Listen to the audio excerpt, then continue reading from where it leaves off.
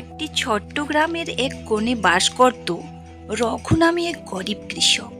তার পরিবারে ছিল স্ত্রী সীতা, ছেলে রাহুল আর মেয়ে রানী। ছোট্ট একটি ঘর ছিল তাদের। বর্ষাকালে ছাদ দিয়ে জল পড়তো আর শীতকালে ঠান্ডায় সবাই কাঁপতো। রঘু গরিব হলেও সে ছিল সৎ এবং খুবই পরিশ্রমী। দুই বেলা খাবারের জন্য অন্যের জমিতে হাড় ভাঙা পরিশ্রম করত। কিন্তু এত পরিশ্রমের পরেও সে সামাল দিতে পারত না। শোনো, ঘরে আর বেশি চাল নেই। আজ কোনো রকমে রান্না করেছি, কিন্তু কাল কি হবে জানি না। প্রতিদিন এমন চিন্তা করতে করতে আমার খুব ভয় লাগে। আমি জানি সীতা, আমি প্রতিদিন ভোর থেকে সন্ধ্যা পর্যন্ত কাজ করি, তবুও সংসারের সব চাহিদা পূরণ করতে পারি না। কিন্তু আমি হাল ছাড়ব না। বাবা, তুমি একা এত কষ্ট করো কেন? আমি এখন থেকে তোমার সঙ্গে মাঠে যাব। পড়াশোনার পাশাপাশি যতটা পারি তোমাকে সাহায্য করব।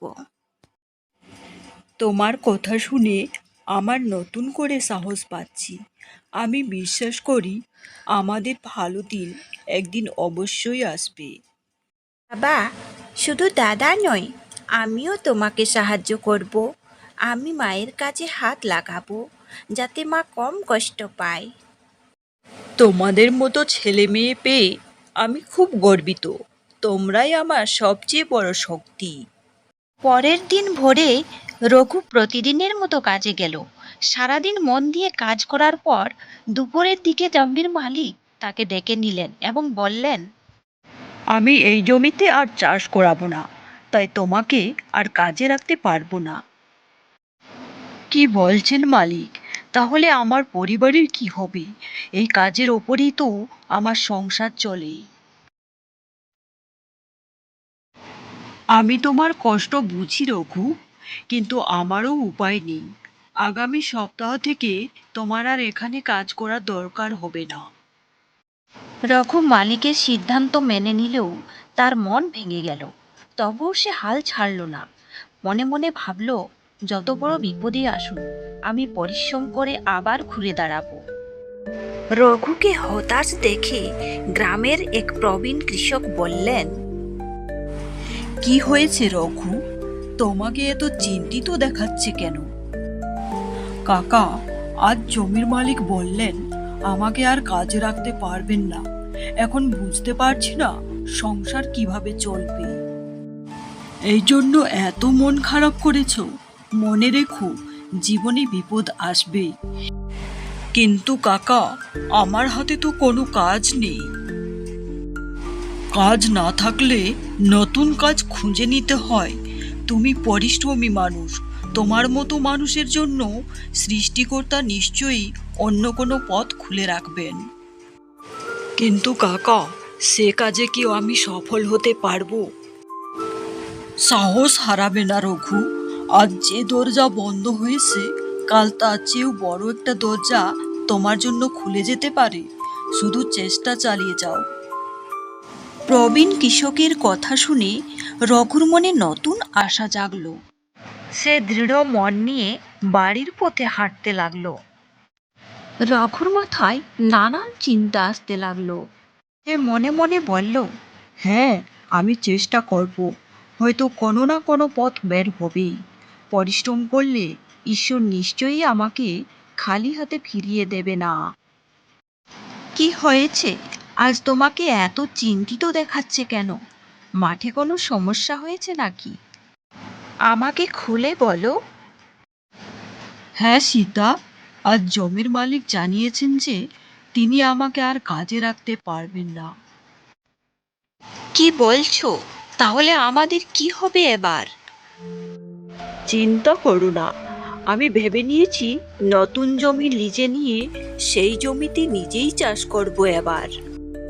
তুমি যদি সাহস না হারাও, তাহলে আমরাও ভেঙে পড়ব না। আমরা সবাই মিলে তোমার পাশে থাকব। তোমার হ্যাঁ বাবা, আমরাও তোমাকে সাহায্য করব। আমি গাছে জল দেব।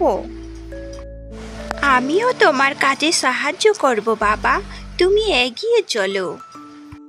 পরিবারের সমর্থন পেয়ে পরের দিন ভোর হতেই রঘু, সীতা, রাহুল আর রানী ঘুম থেকে উঠে কাজে বের হওয়ার প্রস্তুতি নিল।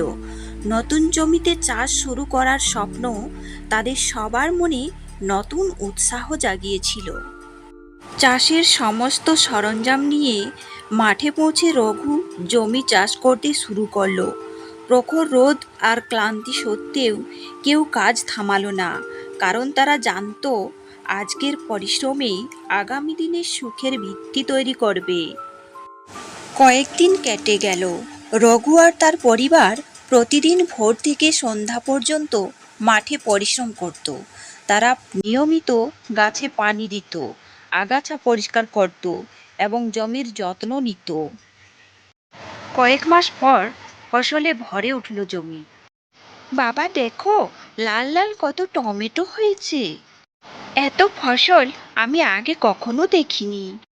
তোমাদের সাহায্য ছাড়া আমি কিছুই করতে পারতাম না, সবই ঈশ্বরের আশীর্বাদ। রঘু, তোমার সবজির মান খুব ভালো। এত তাজা সবজি এই এলাকায় খুব কমই পাওয়া যায়। আমি তোমার সব সবজি কিনতে চাই। সময়ের সঙ্গে রঘুর সবজি চাষ আরও সফল হতে লাগলো। তার পরিশ্রম ও সততার জন্য চারদিকে তার সুনাম ছড়িয়ে পড়ল। আয় বাড়তে থাকায় সে একটি সুন্দর পাকা বাড়ি তৈরি করলো এবং ছেলে মেয়েদের ভালোভাবে পড়াশোনার সুযোগ দিল। একসময় গ্রামের মানুষ রঘুকে একজন সফল কৃষক হিসেবে সম্মান করতে শুরু করলো। পরিশ্রম, ধৈর্য আর আত্মবিশ্বাস থাকলে সাফল্য একদিন আসবেই।